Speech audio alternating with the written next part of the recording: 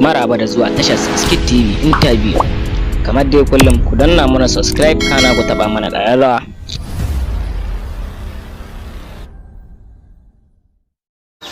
Rabi'u Musa Kwankwaso, na ji an ce kafin ka sauka daga mulki yadda ka saci kuɗaɗe, haka ne?